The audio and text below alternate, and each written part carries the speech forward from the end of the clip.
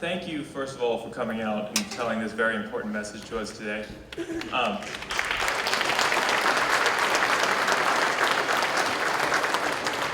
So I firmly believe that affirmative action has had negative consequences, not only in creating discrimination against aspiring white and Asian Americans, but also devastating consequences for the African American community. But I also believe that we need to find ways to still help those who come from disadvantaged backgrounds. So what are some positive alternatives that we as aspiring future politicians and aspiring leaders in our communities, what are some positive alternatives to affirmative action that we can push and create forward to help those who want to come behind?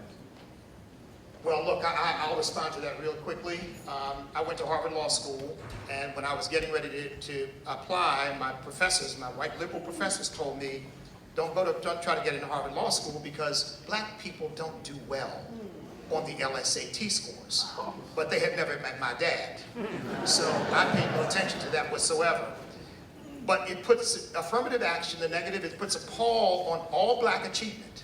Because the implication is you couldn't have gotten there unless you got some special help. I mean, and forgive me, I'm not bragging on myself. I was told that black people don't pass the bar exam. I took 2 bar exams when I got out of law school. Passed Massachusetts and Pennsylvania at the same time. So,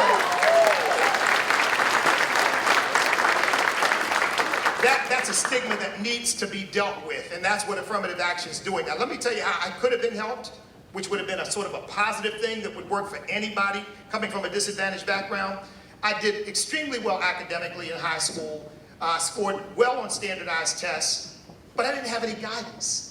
My dad had a 6th grade education, and there was really nobody to say, you know, you ought to be looking at this scholarship opportunity. You ought to be looking at that school. I just basically was navigating my own way. So to the extent that we can reach out to disadvantaged people who come from backgrounds where they don't get exposure to this stuff and give them guidance, I think that's a great thing. But all of the race norming stuff and all of that stuff, that's got to go. That denigrates black people and their achievements.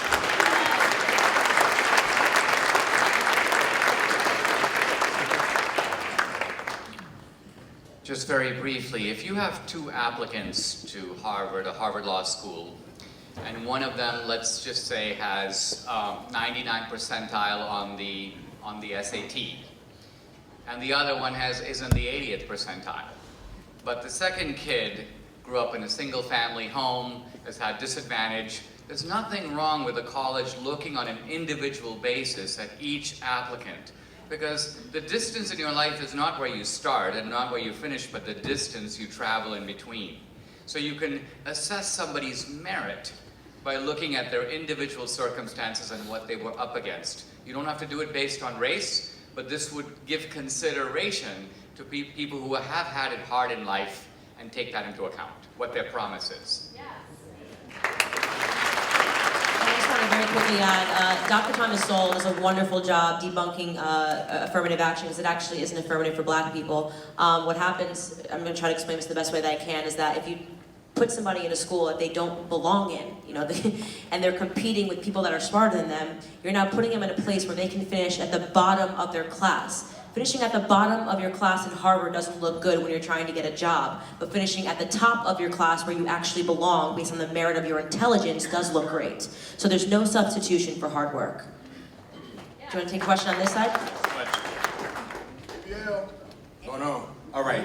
I'm streaming right now. People are asking me a lot of questions, but the main one is, what is the ultimate goal of Blexit? I know there may be many, but if you could pick one thing, one desired outcome from this event, what would it be? I think it's to wake people up and give them opportunities to be free thinkers. That's it. This is not a rally or try to motivate you to be a Republican or none of that stuff. I want people to understand what are the values that you see in America. What are the values that you want to be presented in your community? Look at those, evaluate those, educate yourself on those principles, and then use those as factors of voting. Don't just vote blindly. Don't just vote because mama and them told you to vote. Do your research, be educated, so you can make an impact and a true difference.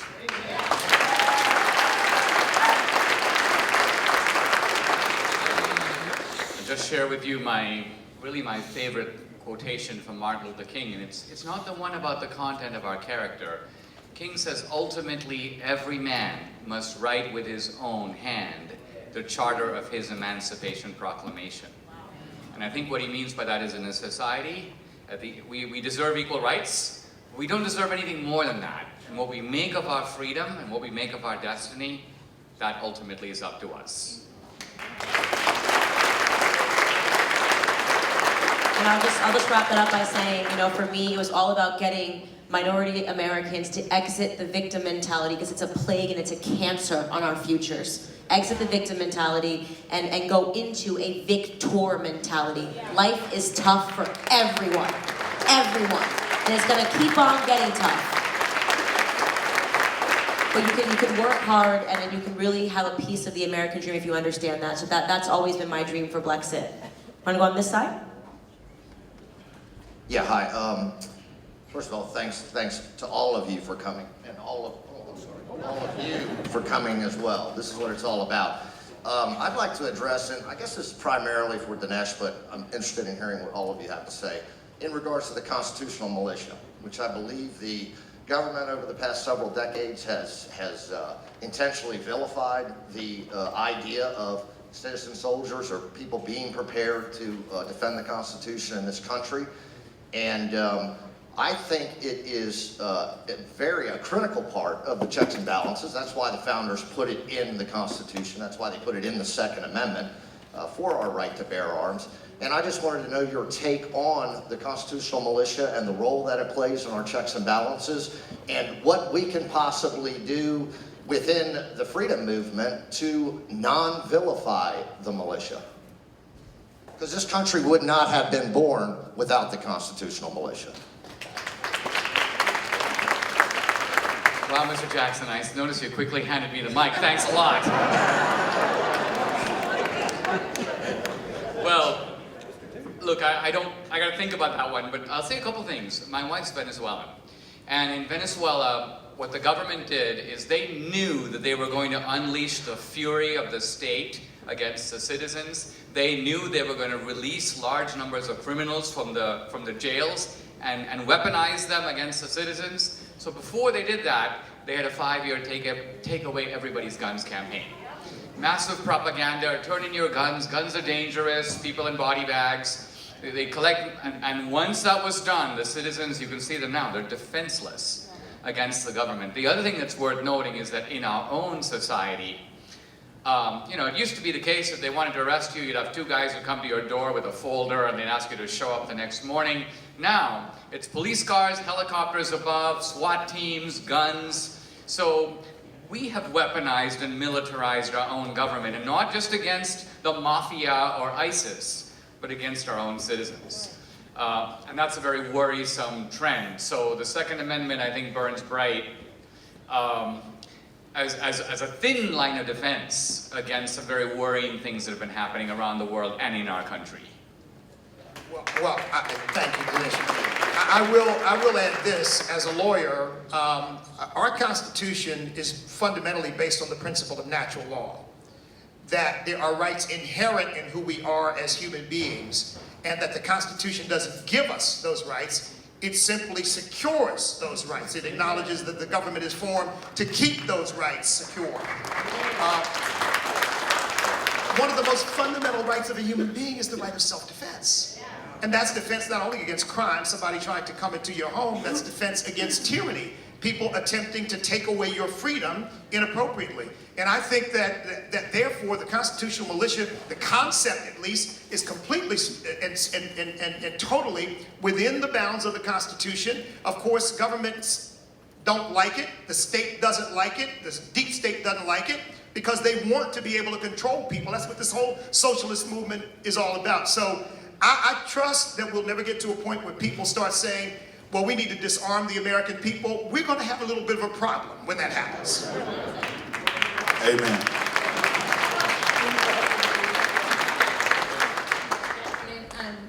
A lot of people, as we know, equate the MAGA hat with the clothing worn by the KKK.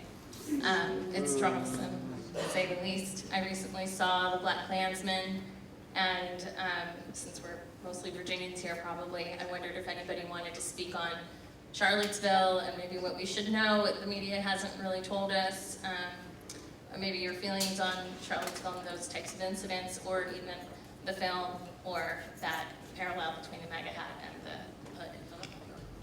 Yeah, I want to say first of all that the MAGA hat and a Klan's hoodie is absolutely a ridiculous comparison. There is nothing wrong with making America great again. They make up all of this propaganda surrounding whether or not it's legal. That's their fault. That's their issue. We understand what it means and we support that. And that's all I'll say about that. Yeah, I'm just gonna say about that, I saw this actually, I think it was a meme on Instagram and it was so accurate. It said, the MAGA hat is not a symbol of hate, it actually exposes the symbols of hate. Okay?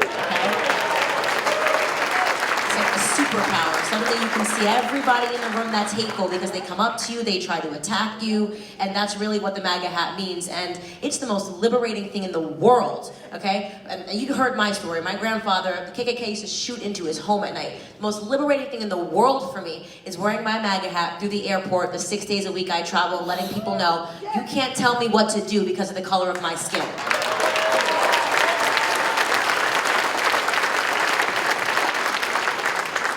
Say, look, I went to Charlottesville and gave a speech on race while I was running for office, and I got into trouble kind of like the president did because I said, look, there was lawlessness and racism on both sides of that equation, but you know, you can't say that. But I would say that this, in addition, everybody knows that the Ku Klux Klan and skinheads are a bunch of idiots. Everybody knows that. It's these Antifa people who have the cover of the media and the colleges and the universities and a lot of the cultural influences who are given all of this credibility and credence, and Black Lives Matter too, that are really stoking the racism because they have so much influence. And here again, we're here, and I know you all are here too, to stand up against this mess and put a stop to it.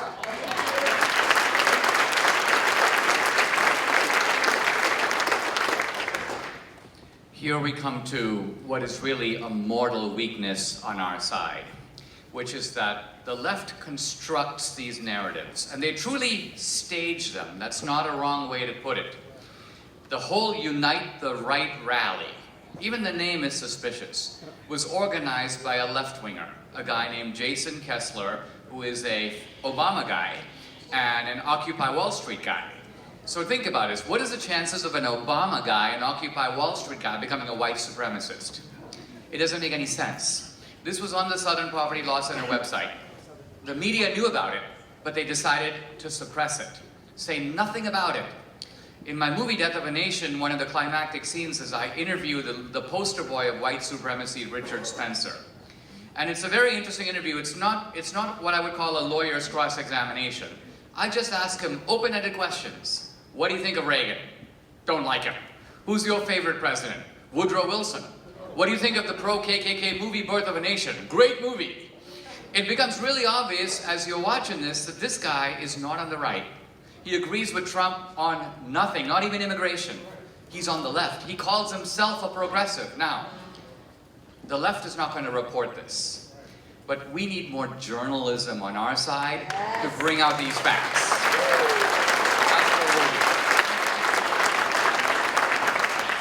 Good to see you again. Hi, I'm Chandler Purum. Some of you may know me, some of you might not.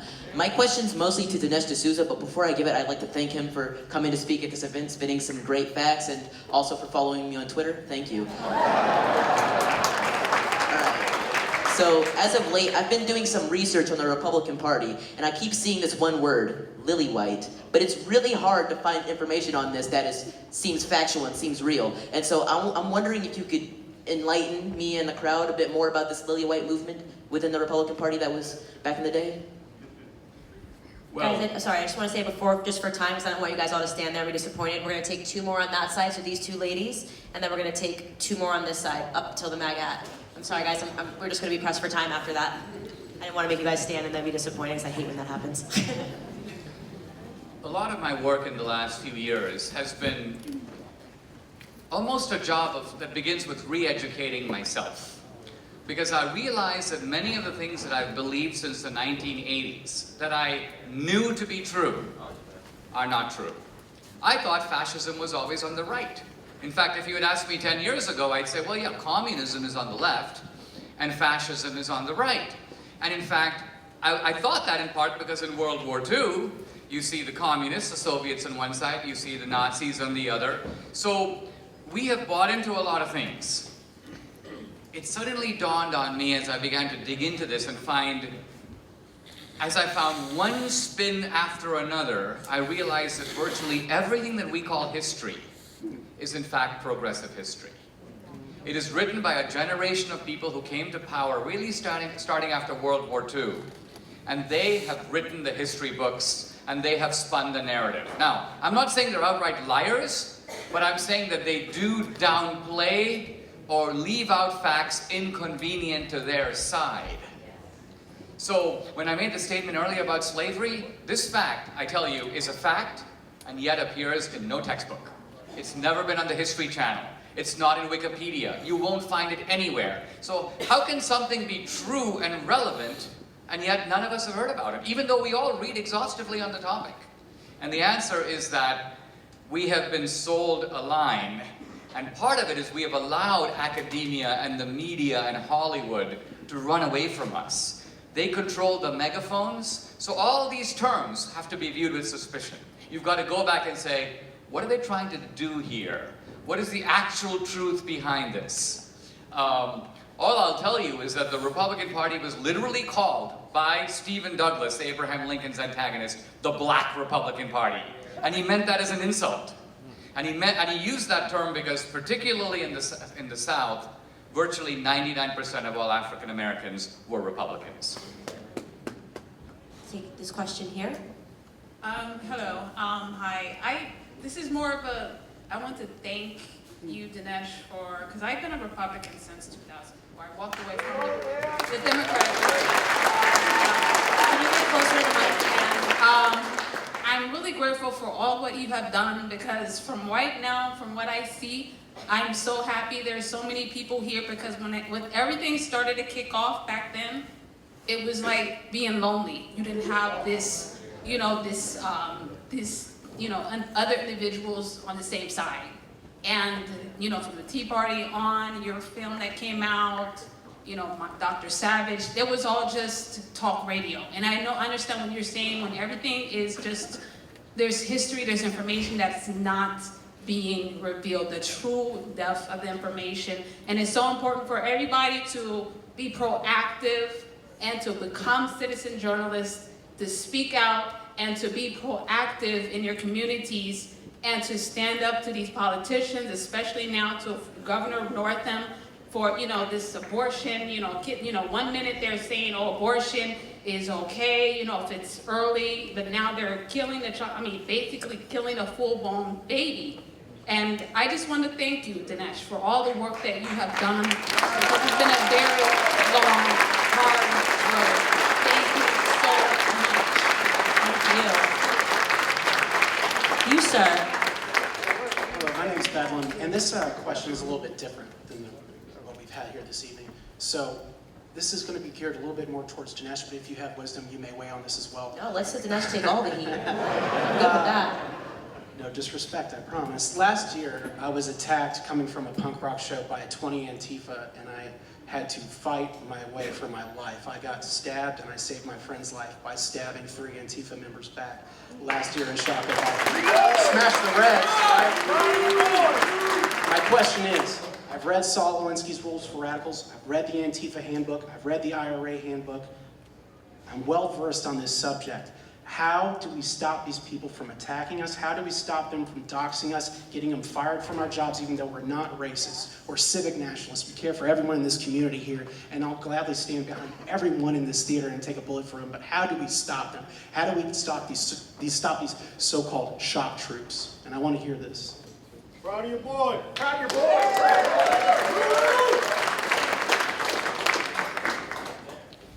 So I'm going to give you the soft-core strategy and the hardcore strategy. So the soft-core strategy is that is that we're in general the party of the nice guys. And we tend to, I mean, I'll give an example, which is a little controversial, but worth thinking about. Rutgers University a couple of years ago invited Condoleezza Rice to be the graduation speaker. And there was a ruckus on campus, we're never gonna let her set foot on the campus. And Condoleezza Rice, who's a lady, says, okay, I'll withdraw. If you don't want me, I don't want him, I'm not gonna come. And this is the Republican way, to be nice about it, to be gracious, to show manners. But the problem with this is that the left interprets this the following way. Big win for the left. If Condoleezza Rice is not going to set foot at Rutgers, no conservative, it will ever set foot on Rutgers again. So part of what we've got to realize is we can't send this message of being the party of invertebrates. We got to toughen up. Now,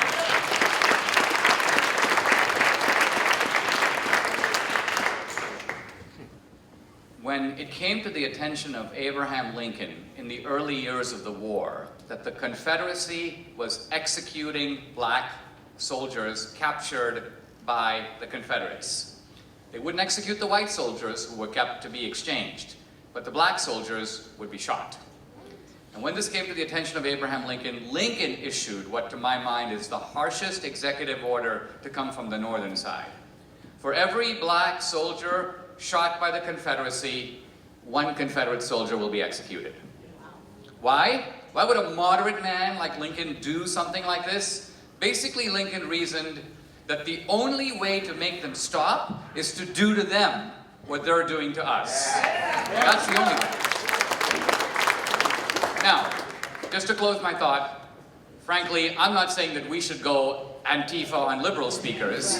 No, but what I am saying is that enforcing the First Amendment, particularly on a state university campus, is a supreme federal responsibility, and if things got out of hand at Berkeley, in my opinion, and I was Trump, I would send in the National Guard.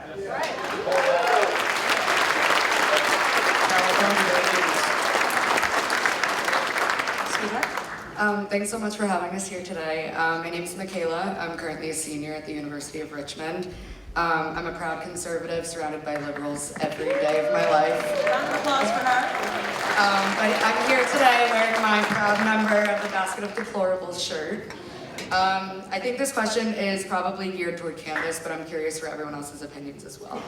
I was raised by three very strong women, and something my grandmother always taught me was that women weren't created to do everything a man can do, women were created to do everything a man can't do. So I guess my question is, what is your response to these radical feminists that we deal with today? Well, you know, I always get in trouble for talking about feminism because there's two things I want to do in life. First is to lead a black and Hispanic revolution and free minds. The second thing is to destroy radical feminism. Like, I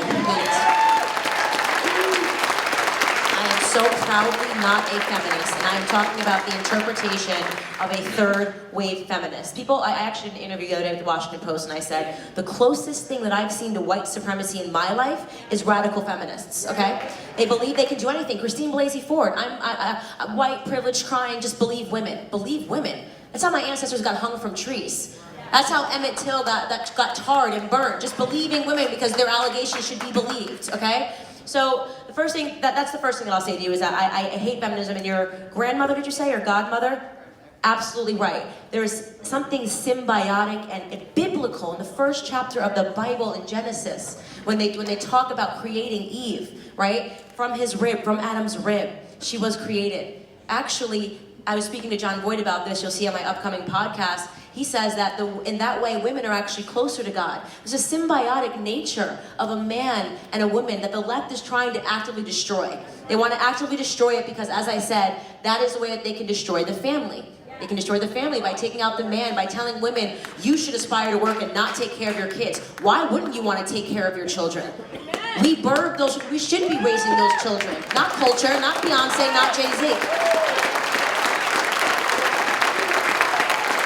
I'll tell you this, the reason why I speak out all the time against radical feminism, I was the very first person that I know, pundit who spoke out against the Me Too movement, and I was roundly condemned by the left and the right. They said, you can't do that, you can't talk about the Me Too movement, it's about rape victims. Why do you think the left did that? Because they didn't want you to talk about it. They wanted to silence you. They wanted to give themselves all power to say, you can't talk about it because now it's rape. There is no topic that is above intellectual debate, rape included, okay? The Me Too movement was dressed up as something that was meant to give them supreme powers they could go after and they could take out their political opponents, period. That is what the Me Too movement was, okay? And because I actually care about rape victims, I speak out against radicalized feminists. I speak out against radicalized movements. The only way we are going to kill radical feminism is every woman in this room needs to speak out against it regularly, okay? We have to destroy it, because what they'll say about men if they say anything about it is they'll Me Too them. They'll Me Too men for critiquing the Me Too movement. Seriously, I'm not kidding. We have to defend our boys. They are our husbands, they are our sons, and they are our fathers. That is what I will say. Thank you.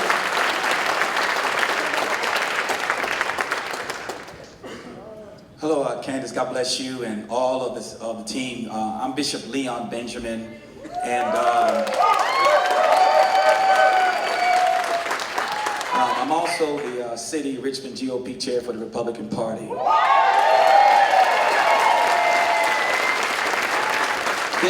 This was so timely, and you know, we talked when I saw you at the White House. This is what is needed for Richmond, because right now we have a divide. And we need to be able to take a movement like Blexit and other movements to say, we are one, we are talking as one voice, and we mean what we say, we will be free. And so my thing is what got me too, that you guys are not afraid to talk about God. You're not afraid to talk about Jesus. And so what I want to know is, how can we not be not ashamed of talking faith and politics together on the same platform? Please help us.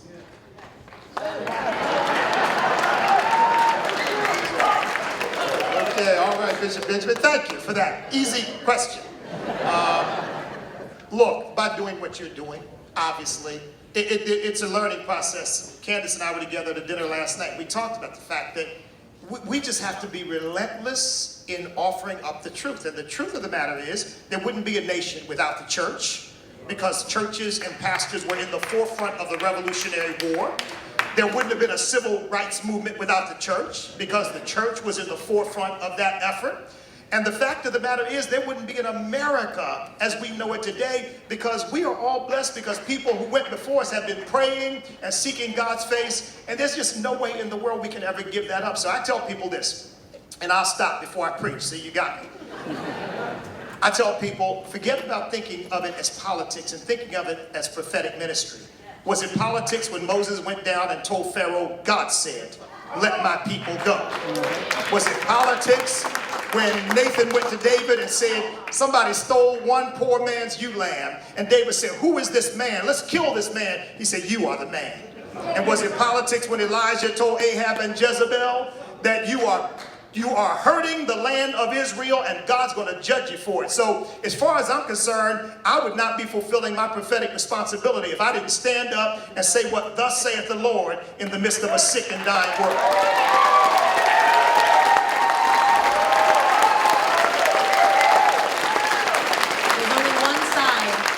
There's only one side of the political equation that cheers for God, and we know that that is to be on the right. Guys, thank you so much for the questions, and thank you guys so much for the questions. Thank you guys for being here today.